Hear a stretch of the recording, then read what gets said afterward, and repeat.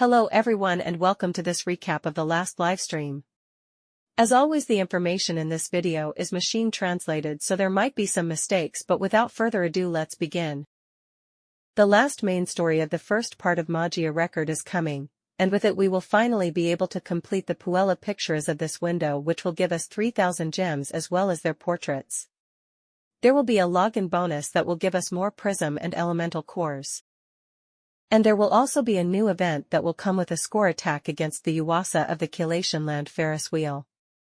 This boss will take more damage when you use a lot of follow-up attacks, and the minions will be weaker when they're afflicted with an ailment, so Ren will be really good for this one.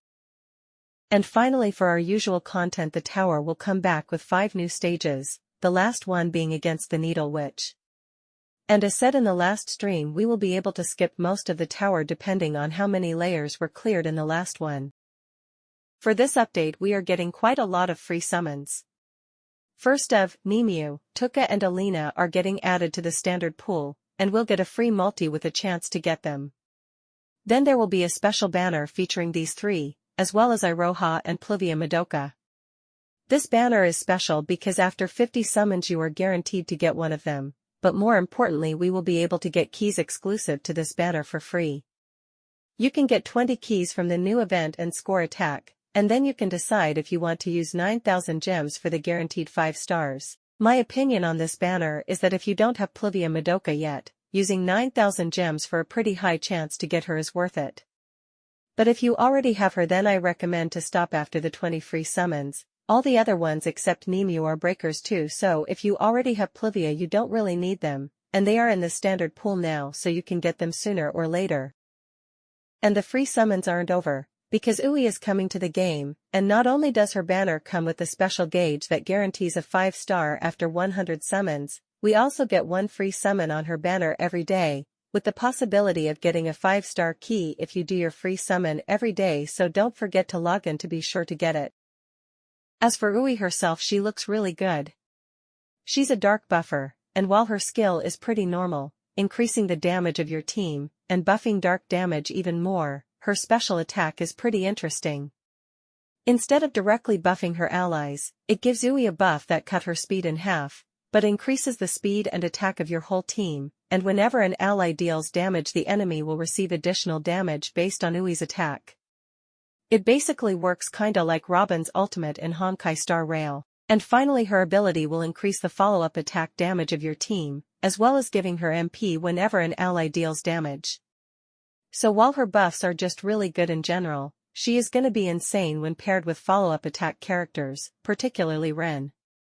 Yes, it's true that she'll work really well with Homura, and she can also profit of the dark damage buff unlike Ren. But Ren just does an ungodly amount of follow-ups, which will get really strong with the follow-up attack damage buff, and all of them will trigger the additional damage of Ui's special attack. And with all these attacks she will generate a ton of MP for Ui, guaranteeing that her special attack has a quasi-permanent uptime. Unfortunately, there is one flaw in her kit. And that's the fact that since she debuffs her own speed, if your damage dealer is too fast, then the buff from her skill will most likely disappear before she can reapply it. This won't be a problem if you get her A1 though, but that's still something to be careful about. Alright, now to finish, let's talk about the new information we got concerning link raids. As we already know, link raids are bosses that you can challenge alongside 9 other players. When challenging the boss you can send an help request to all other players or your union members. Each person fight the boss on their own and the damage they deal will be reflected for all players. Once a boss is challenged, a 1-hour timer will start, and during this time other players can respond to your help request. There are 20 levels of difficulty for these bosses, and if you clear high difficulties you'll get more link medals, but you'll also need more link points. Link points, or LP, is just the stamina system used for link raids, and link medals are used to exchange for items in the link shop. There are both gold and silver medals. You only get the gold ones when you win the fight, but if you lose you'll still get some silver medals. You can exchange your medals for Magia keys and a bunch of material, as well as a new one called Plant Floret, which you can use to get some Crystallis.